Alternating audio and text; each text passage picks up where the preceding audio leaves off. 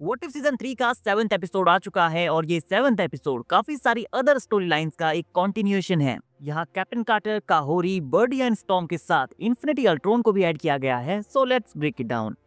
Episode 6 के and में हमने देखा था कि वॉचर ओवाटू को हमारे other watcher multi dimensional wall के थ्रू पुश करते हैं, जिससे मल्टीवर्स के कुछ टुकड़े टूटकर स्पेस में चले जाते हैं। ऐसा इसलिए क्योंकि वॉचर ओवाटू ने व्हाट इफ में कई बार अपनी ओथ तोड़ी है, लेकिन इस बार उसे इसकी सजा मिली है। बट नाउ इस 7th एपिसोड में, जिसका नेम है what if the watcher disappeared, यहाँ पर उसके क्लोज फ्रेंड्स में से एक कैप्टन कार्टर कुछ और सुपर हीरोज के साथ मिलकर उसे बचाने का प्लान बनाती है। एपिसोड की शुरुआत होती है प्लेनेट जेंडार से, जहाँ पर नोवा कॉप्स एक मैसिव स्क्विड मॉन्स्टर से फाइट कर रहे हैं। वो अपने नोवा प्राइम नेब्यूला को कॉल करते हैं, जो कि ग्रूट एंड कॉर्क के साथ वहाँ असेंबल होती है। अब यहाँ कॉर्क कहता है कि इस यूनिवर्स ईटिंग क्रीचर को डिफीट करना इम्पॉसिबल है, बट सडनली कैप्टन कार्टर वहाँ आती है और नेब्यूला से कहती है कि वो इस मॉन्स्टर को डिफीट करने में उसकी हेल्प कर सकती है। तभी कैप्टन कार्टर की टीम से बर्डी द डक एंड काहोरी भी वहाँ आ जाती हैं।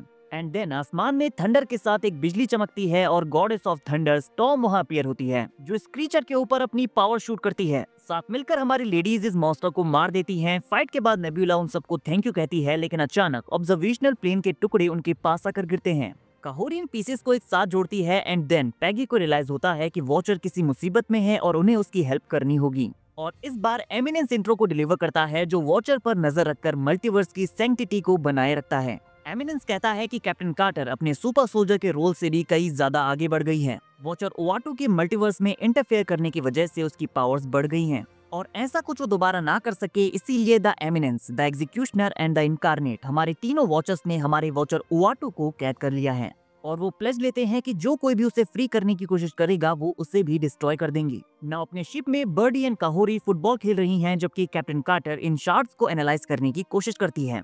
यहाँ बर्डी एंड काहोरी अपना गेम फिनिश करती है एंड स्टॉर्म एंड कार्टर के साथ वॉचर को बचाने के लिए 5th डायमेंशन में जाने के आउटकम से काफी परेशान हो जाती हैं। एंड वी ऑल नो कि लास्ट टाइम जिस कैरेक्टर ने 5th डायमेंशन को ब्रेक किया था वो था इन्फिनिटी अल्ट्रॉन। नाउ यहाँ बर्डी को कोई आइडिया नहीं था कि क्या वहां तक ट्रैवल करना पॉसिबल है भी या नहीं, बट वो शार्ड्स की हेल्प से इसे पॉसिबल बनाने की कोशिश करती है और उनकी टीम मिलकर एक टेस्ट शिप बिल्ड करती है जो कि 5th डायमेंशन तक पहुंच सके। बट अनफॉर्चुनेटली फर्स्ट अटेम्प्ट में वो पावर सोर्स क्रिएट नहीं हो पाता जो उन्हें चाहिए था और ये एक्सप्लोड हो जाता है। देन स्टॉर्म अपने म्योल्निर की हेल्प से पोर्टल ओपन करने की कोशिश करती है, बट उसकी गॉडली पावर्स भी वहां तक पहुंचने के लिए काफी नहीं थी। अब इन 2 अटेम्प्ट्स में उन्होंने 3 में से 2 शार्ड्स खो दिए थे और पूरी टीम अपनी होप खोने लगती है। तभी काहोरी इस मोमेंट पर एक आइडिया पिच करती है, ये जानते हुए कि कैप्टन कार्टर को ये आइडिया पसंद नहीं आएगा। वो कहती है कि अगर 5th डायमेंशन तक पहुंचने वाला एक ही बीइंग है तो उन्हें इस बीइंग की जरूरत है और वो है Infinity Ultron. Birdie and Storm कहते हैं कि ये कोई आइडियल सॉल्यूशन नहीं है, बट उनके पास कोई अदर चॉइस भी नहीं है। इन्फिनिटी अल्ट्रॉन ने अपने पूरे यूनिवर्स को डिस्ट्रॉय कर दिया था, बट कार्टर भी इस आइडिया से एग्री करती है। देन थोड़ी देर बाद हम स्टॉर्म एंड कार्टर को आपस में बात करते हुए देखते हैं, जहां कार्टर कहती है कि उसे अपने फ्रेंड्स पर पूरा भरोसा है, बट उसे ये भी डर है कि कहीं वो उन्हें खो ना दे। स्टॉर्म कहती है कि हम सब वॉरियर्स हैं और हमें ये चांस लेना ही होगा। कार्टर भी उसकी बात से एग्री करती है और अपने रूम में जाकर इमोशनल होकर गार्डियंस ऑफ द मल्टीवर्स की पिक्चर को देखने लगती है।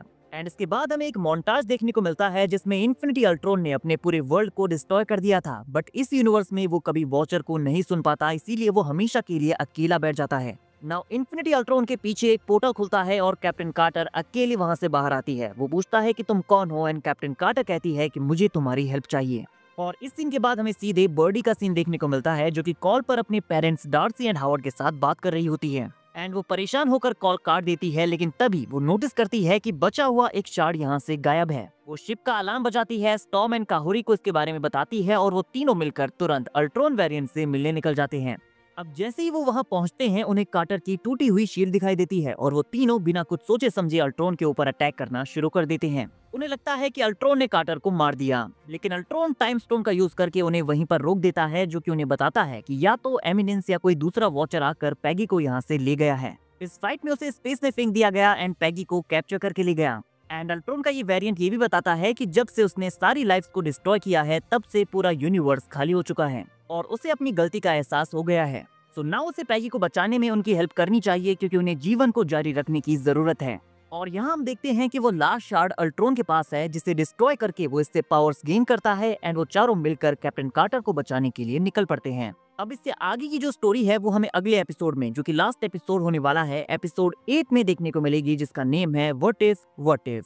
सो क्लियरली एक बार फिर से कैप्टन कार्टर के ऊपर यहाँ पर सबसे ज्यादा फोकस किया गया है एंड क्योंकि पैगी कार्टर का रोल प्ले करने वाली एक्ट्रेस हेली एटवेल भी एमसीयू में वापस आने वाली हैं, सो इट मेक सेंस। ये एपिसोड में मुझे डिसेंट लगा। लेट्स सी कि फिनाले में क्या होता है। गाइस, आपको एपिसोड कैसा लगा और फिनाले के लिए आप कितने ज्यादा एक्साइटेड हैं, कमेंट करके जरूर बताइए। एंड कल हम यहाँ पर व्हाट इफ सीजन 3 के फाइनल एपिसोड जो कि फिनाले होने वाला है उससे भी डिस्कस करने वाले हैं, सो स्टे ट्यून्ड।